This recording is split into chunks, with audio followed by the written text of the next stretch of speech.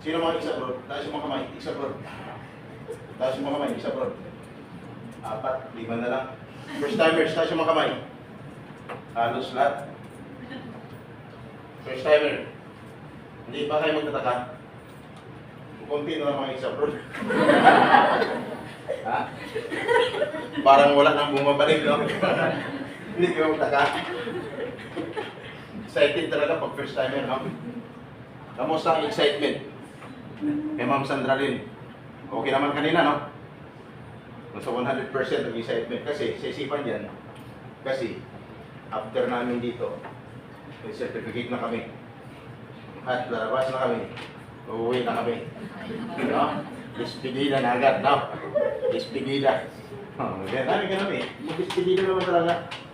Pero may nag-iipan, nag-despedida, hindi nakaalis. No? Halip ng doon. Okay! Pangalan ko, hindi nabanggit. Gusto niyo malaman pangalan ko? Okay. Sulat mo. Kasi baka may ipapakilala ko. Hindi mo naman isulat-sulat. Useless din. No? Useless din. Hindi mo naman naalala yung pangalan. Pagdating sa labas ng bansa, naalala mo lang. Yung mga numbers na pinicturean mo dito, hindi na. No? Yun ang naalala mo. Kaya nung tinawagan mo in case of emergency, ang sagot sa'yo, the number you dial is either unattended or out of coverage area. Please try and call later. Kaya ako yung papakilala at nagbibigay din ng numero. Yung numero na yun, na totoong matawagan mo just in case of emergency. Kaya ako, nandito. Kaya tandaan mo pangalan ko, Mr. Sam Carbarosa.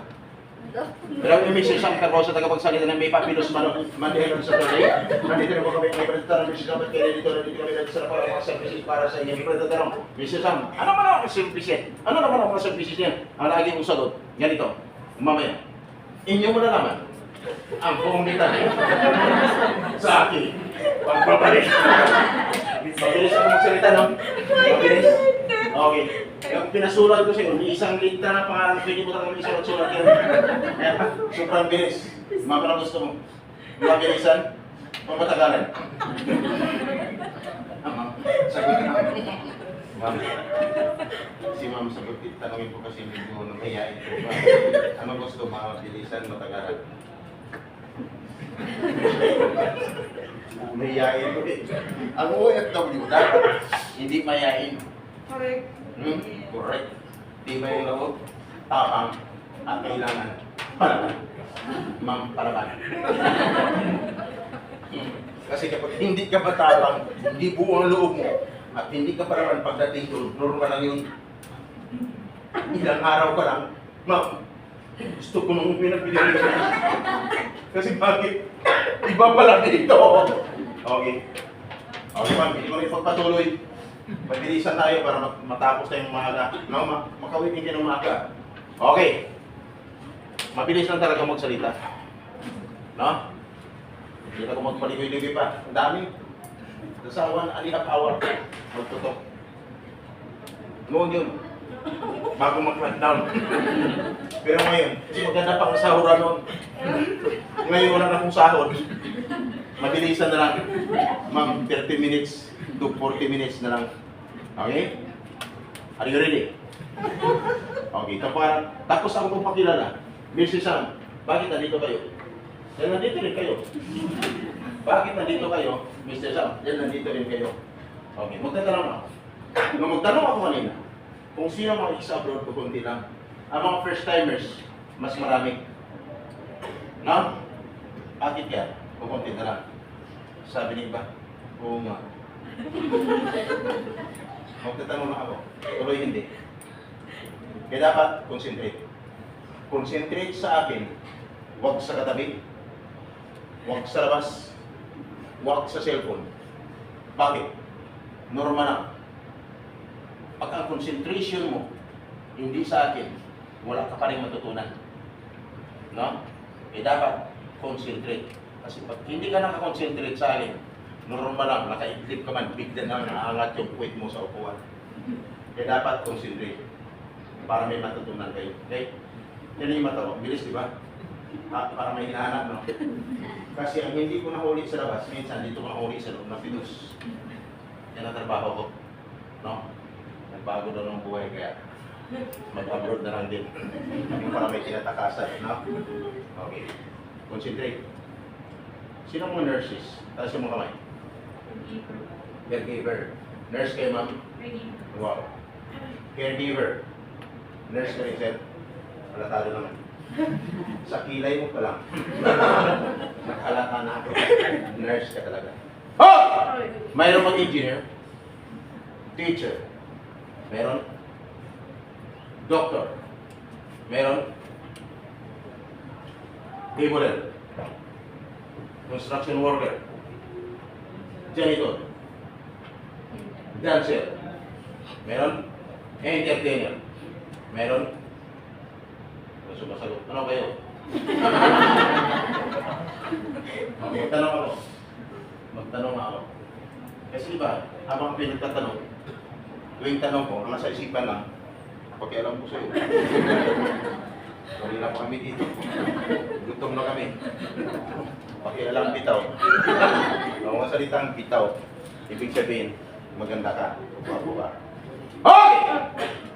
Concentrate ha. Concentrate. Yung part ko hindi biro-biro. Hindi puro kwento-kwento.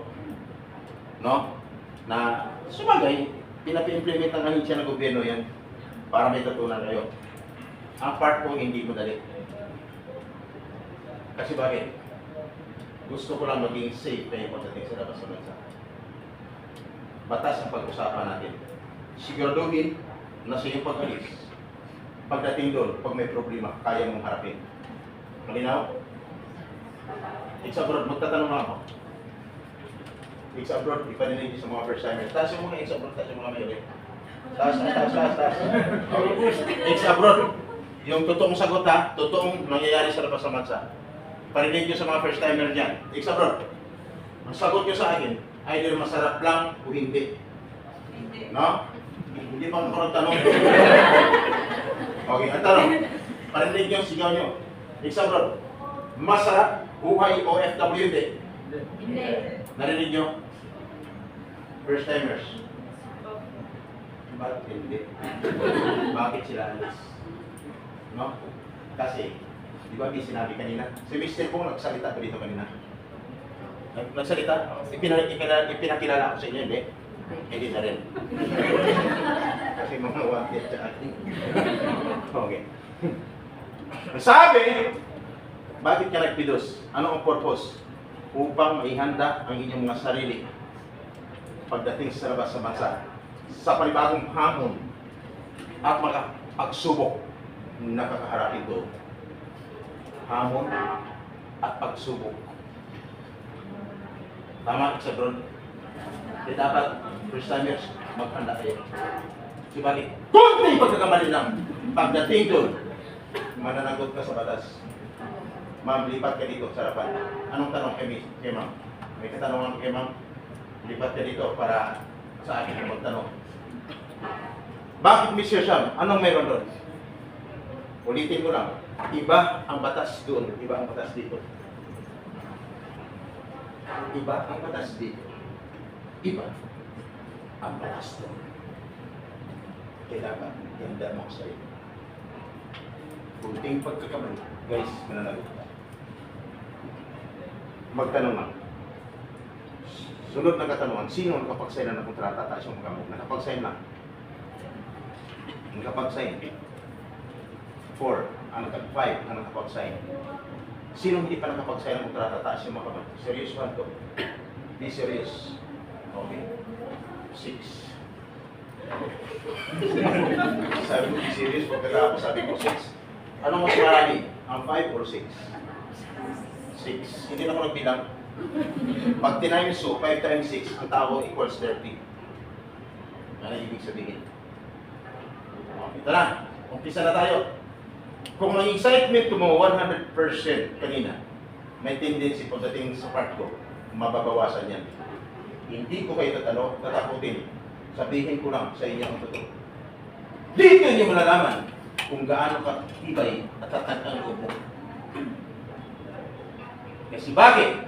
Tuwing may nangyari sa'yo, magbawas ako ng 20% sa excitement mo ng 100%. Nung magtanong ako sino nakapag-sign at hindi nakapag-sign ng kontrata, mas marami ang hindi nakapag-sign ng kontrata. Ayon sa batas, dapat isang OFW bago mag-PIDOS dapat siya ay nakapag-sign na ng kontrata. Nasa batas ha. May abogado ba dito? Wala? Hindi ako na siguro. Okay.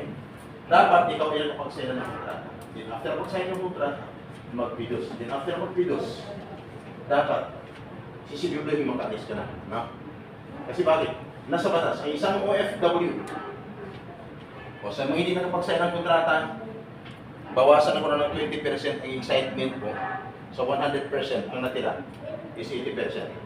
At dapat, after mag-PIDOS, sisiguraduhin makalis ka na. Bakit?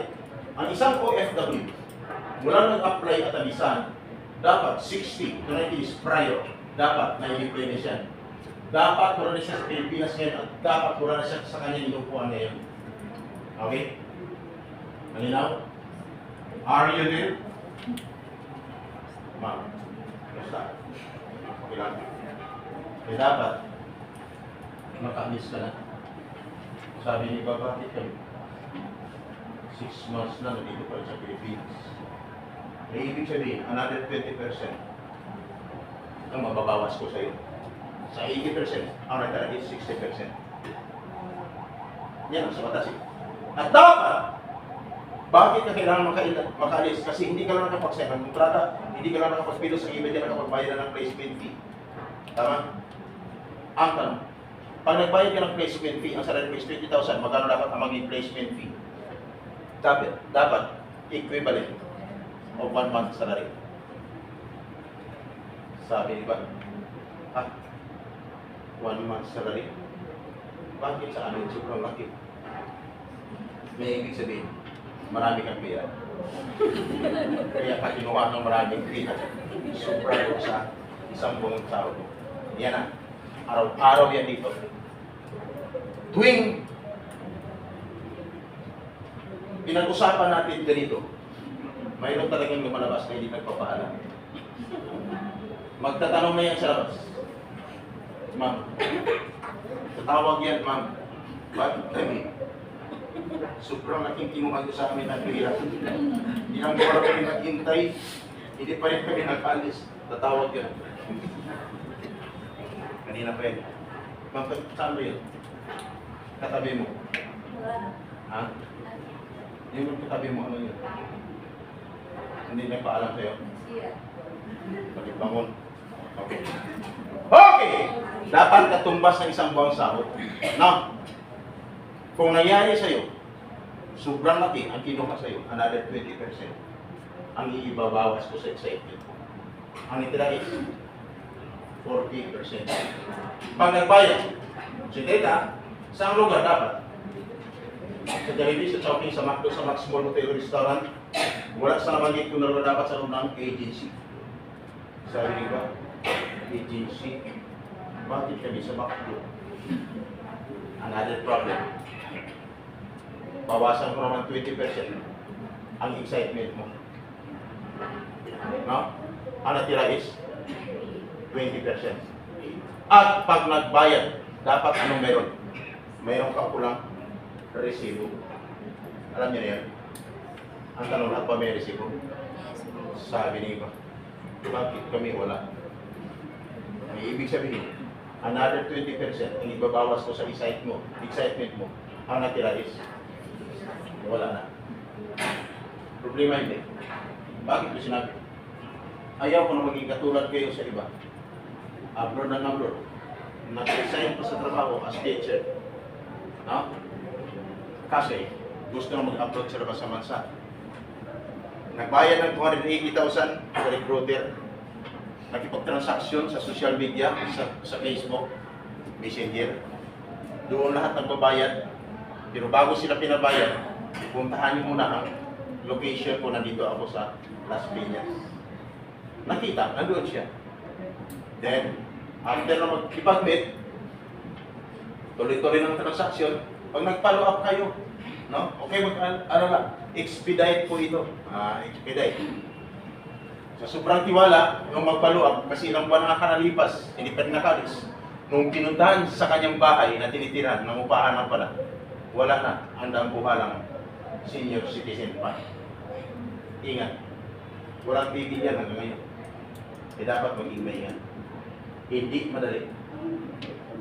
Pag nangyari sa'yo, yung mga binabanggit ko, ibig sabihin, you are a victim of illegal recruitment.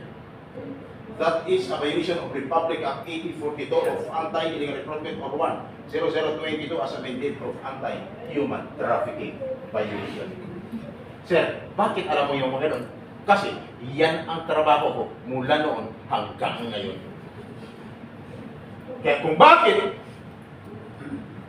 nakatutok ang aking kamera, kasi pag pinaikot ko yan at pag may natapatan dyan at biglang nag-blink ang aking cellphone, may ibig sabihin positive.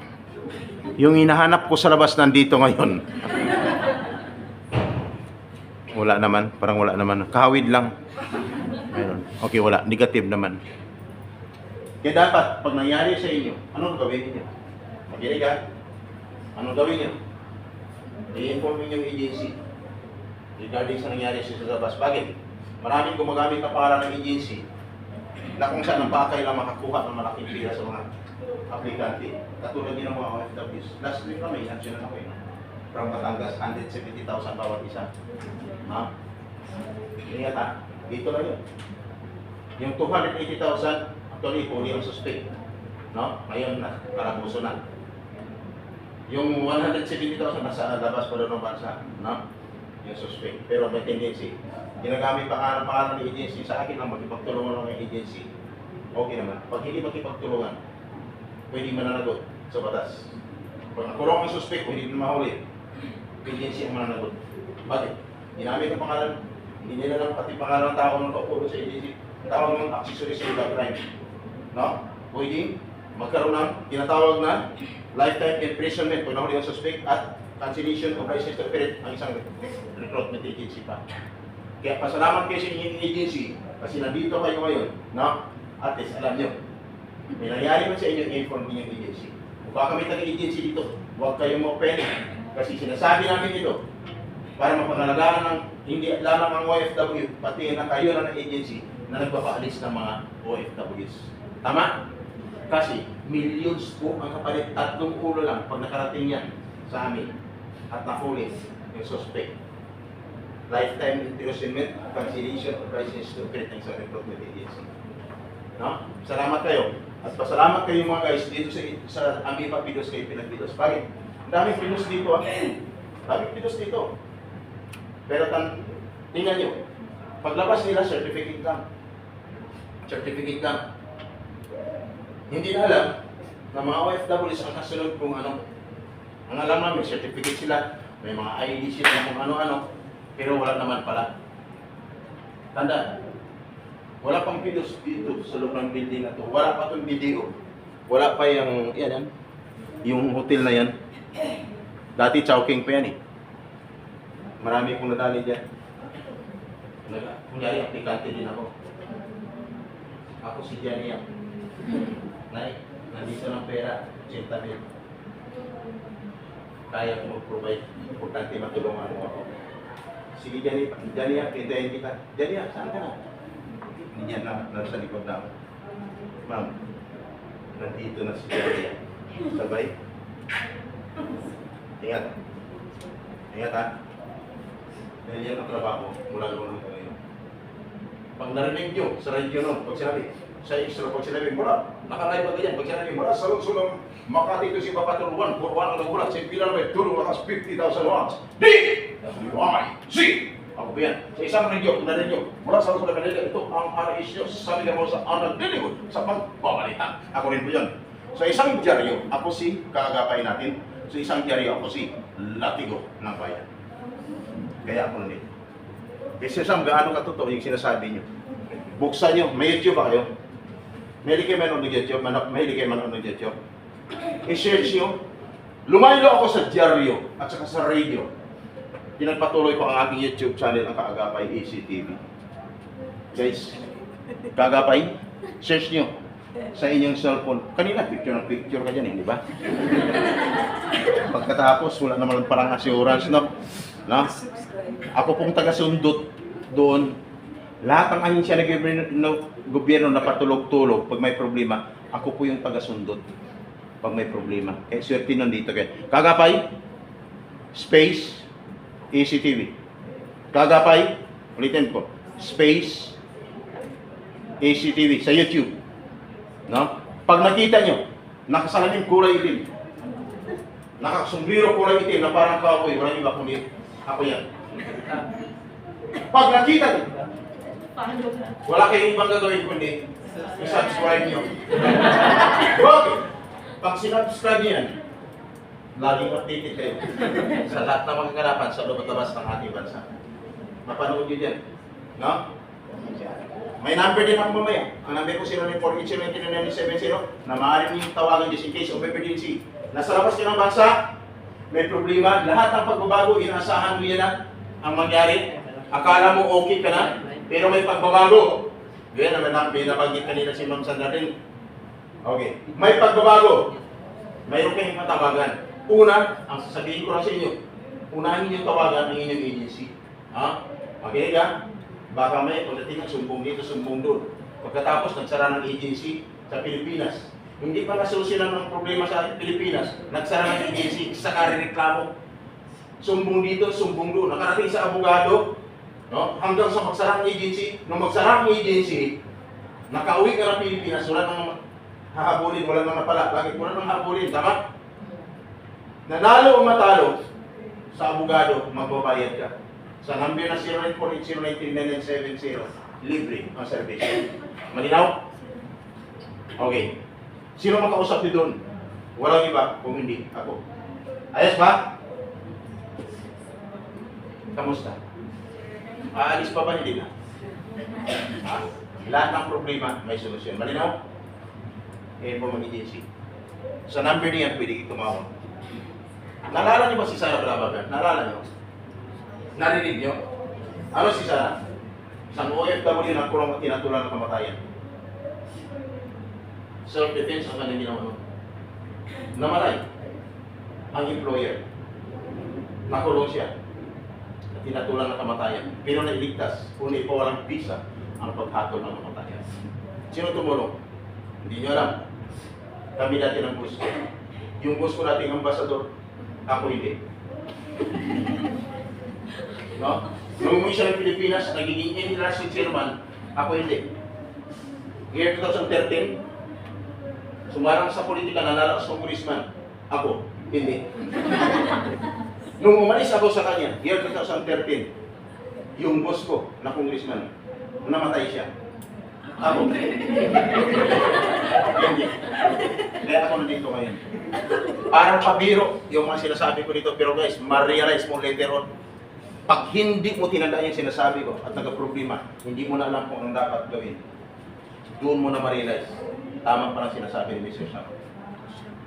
Walang iba nakatulong doon, hindi kami noon. Engineer din lagi, no? Na isang engineer, magandang profession, magandang salary, pero nagka-problema. Nakulong din at tinatulan ng kamatayan. Ang ibig sabihin, ang problema walang pinipili. Ano ang position mo, profession mo, ano mong bansa ka, talagang pag may problema, talagang problema yan. Kaya dapat ihanda mo sa sarili mo. Malinaw, sir? Ang problema walang pinipili. Kaya ako dito, nandito, just in case of emergency. Si Mrs., yung tatay niya sino tumulong? Walang iba, ako rin po. Ako ang tumulong, ma'am, sa tatay niya. Nanalo sa kaso, ang kaso illegal dismissal. Tinanggal ang tatay niya sa trabaho. May reward na 750,000 year 2001, hindi pa rin ibigay sa kanya. 2005, nakarating sa akin ang sumbong. Inaksyon ako, pinasok ko ang bahay ng abogado sa Quezon City. Nakipagtulungan. Inakyat ko ang NLRC, Congress. Ang pinakalas ko na inakyat, yung Senate. Bakit? Sino ang boss ng tatay niya? Isang retired na general, guys. Ang asawa, matalino at matapang na senadora. Sino? Kaya inakyat ko ang Senate. Pinakalas, Senate ang inakyat ko. Sino? Yung ano na yan, senadora. Miriam Santiago Defensor. Nung inakyat ko, nakausap ko, nabayaran yung tatay niya ng 750,000 sa loob ng 5 taon na nakabimbing ng kaso. Nung mabayaran, anong ginawa ng tatay niya? Sa sobrang tuwa, nagpapasalamat, Mr. Sam, dahil sobrang bait mo. Simple lang ginawa mo. Nagtatrabaho ka na libre. Pinainom pa kita ng buko Diyos, hindi ka uminom ng buko Diyos. Sabi ko tama, umaga-umaga. Bakit? Pag uminom ako, sobrang lamig. Patay ako. Bakit? Alam niyo bang buko Diyos? Ingat kayo ha. Okay rin yun. Pero pag wala kang galit, pasma ang butin mo. Ay niya, sige, Mr. Sam. So ngayon, Mr. Sam, ang gagawin ko, dahil ang sobrang bait mo, ibigay ko na lang ang anak ko sa'yo. Wala kang magawa. Hindi, yung totoo. Nung binigay sa akin, ang sabi ko sa kanya, sige. Tanggapin ko na lang. Kaya kami na ngayon, no? Kaya sa mga gutom, makakauwi na kayo. Sino kumain ng umaga? Gusto mo kumain ng umaga? Alas 3, wala pang alas 3, makauwi na kayo. No? Makauwi na kayo. Ayat ba? Okay. Mr. Sam, ano pala ang number nyo? 0948-0939-970 at 0963-5135-4